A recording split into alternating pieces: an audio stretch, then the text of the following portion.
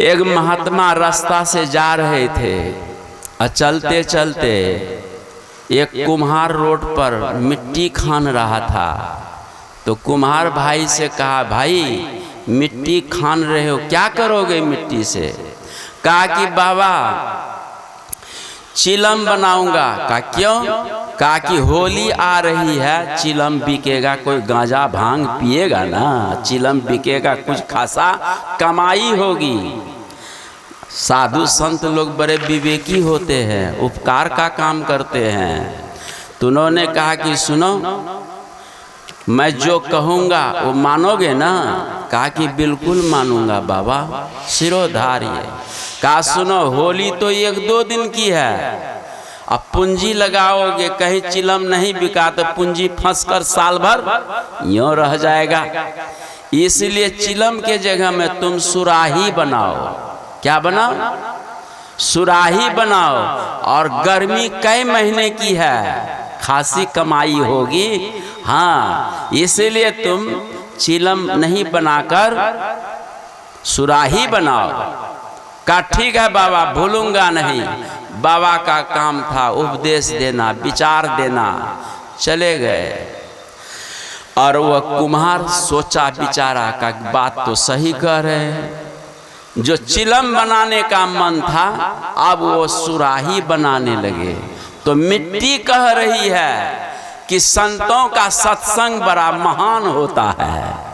हाँ, हर तरह से महान होता है। हाँ, कैसे महान?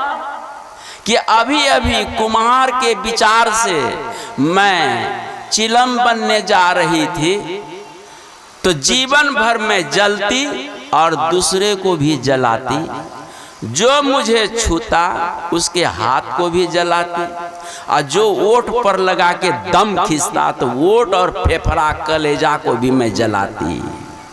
जीवन भर जलने और जलाने के सिवा मैं कुछ नहीं करती। लेकिन संतों का विचार तो देखो, सत्संग देखो।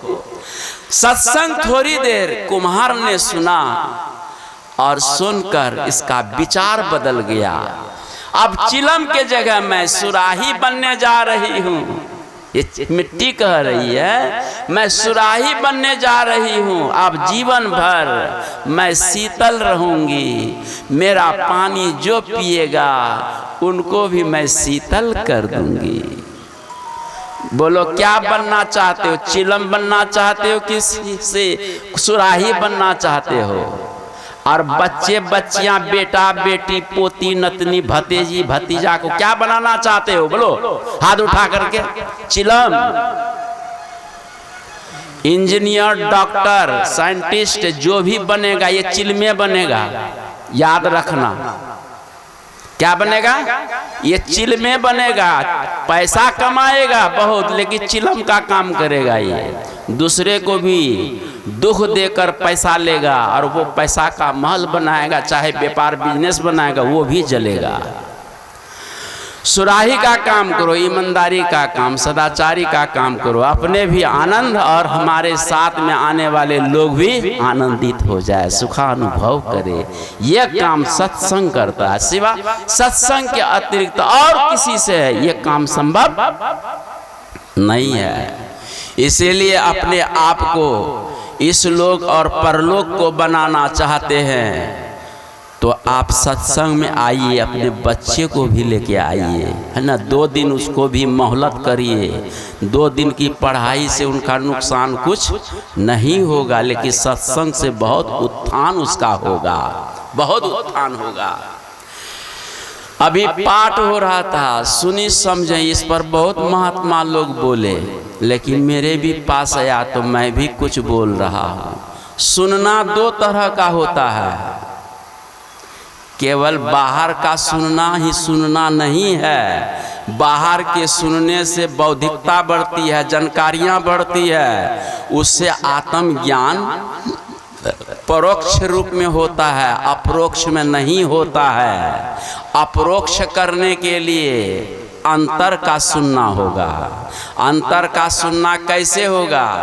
हाथ पांव को धोकर आसन बिछाकर विषय विषयांतरों से मन को हटाकर, घर परिवार बच्चों से समस्याओं से हटाकर और आंख बंद कर लीजिए। शरीर एकदम स्थिर हो, मन भी दृष्टि भी आप दोनों भवों के बीच जहाँ गुरु ने बताया है वहाँ स्थिर करिए। आप पूरब में बैठे हैं, पूरब में अंधकार, और सद्गुरु हैं पश्चिम में अर्थात प्रकाश में, और सद्गुरु प्रकाश मंडल से आवाज करते हैं, बुलाते हैं हमें। और वहाँ पर गौर से सुनिए, है आ रही धुर से सदा तेरे बुलाने के लिए। असली सत्संग वहाँ पर सद्गुरु वहाँ उपदेश दे रहे हैं, हमें बुला रहे हैं, और एकाग्र चित्त होकर वहाँ सुनने का प्रयास करिए। आप कहें बाबा सुनाई पड़ता ही नहीं, आप कैसे सुनेंगे? घर परिवार के शब्दों में आप फंसे हुए हैं, इसीलिए वो शब्द सुनाई नहीं पड़ रहा है। घर द्वार के शब्दों से आप छूटेंगे तब सद्गुरु की आवाज आप सुन पाएंगे। यही है इस बाल का आदि उत्तर का अंत। संत देवी साहब ने इस दोहा पर व्याख्या की है, और व्याख्या की है कि दो तरह का सुनना होता है। बाहर का सुनना धर्म कथा, बाहर सत्संगा, अंतर सत्संग ध्यान अभंगा।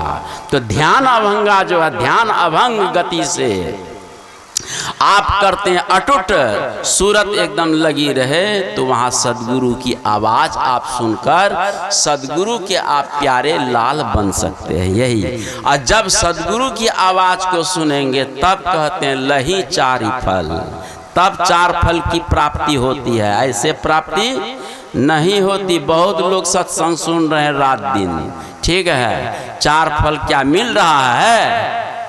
और सद्गुरु महाराज ने उस शब्द को सुना, उनको 4 फल की प्राप्ति हुई है। सद्गुरु महाराज को 4 फल, कबीर साहब को 4 फल की प्राप्ति, तुलसीदास जी को 4 फल, मीरा सबरी को 4 फल। और आप लोग सुनते सुनते बाल पक गए हैं। आप कहिए हमको 4 फल मिल गया? नहीं, आप बाहरे के सुनने में मस्त हैं, अंदर के सुनने में कोई ख्याल हो ही नहीं रहा है। इसलिए अंदर का सुनने का प्रयास करिए, और अंदर का वही सुनेगा जिसका खान पान ठीक है, रहन सहन ठीक है, चाल चलन ठीक है, आचार विचार ठीक है, और झूठ साँच बतियाते रहता है, वो उससे नहीं होगा। उसका भी वो ठीक होना चाहिए, जो बोले वही करे, और जो करे वही सुनावे। समझे?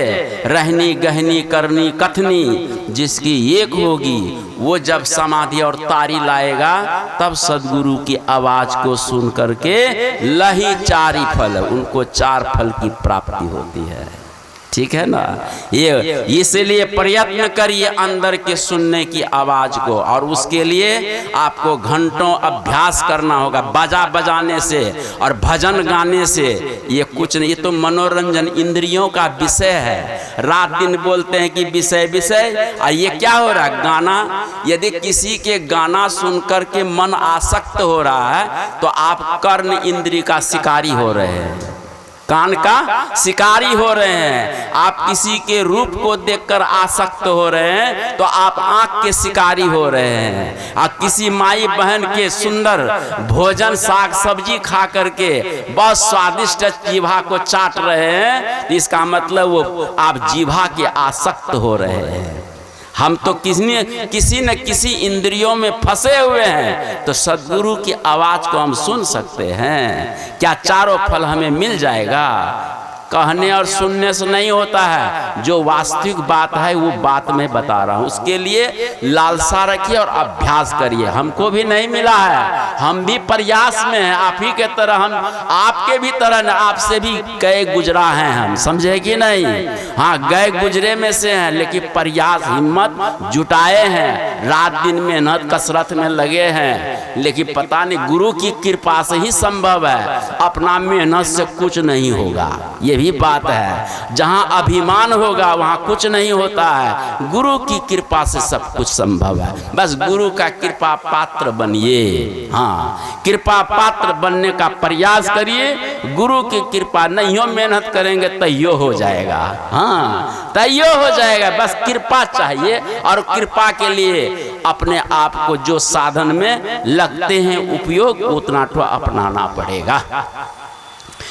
और कहते हैं कि ये सत्संग प्रयाग, ये तो चलता फिरता गुरु महाराज का स्कूल कोचिंग सेंटर है। आज यहाँ है, कल कहीं कहीं होता है, ठीक है।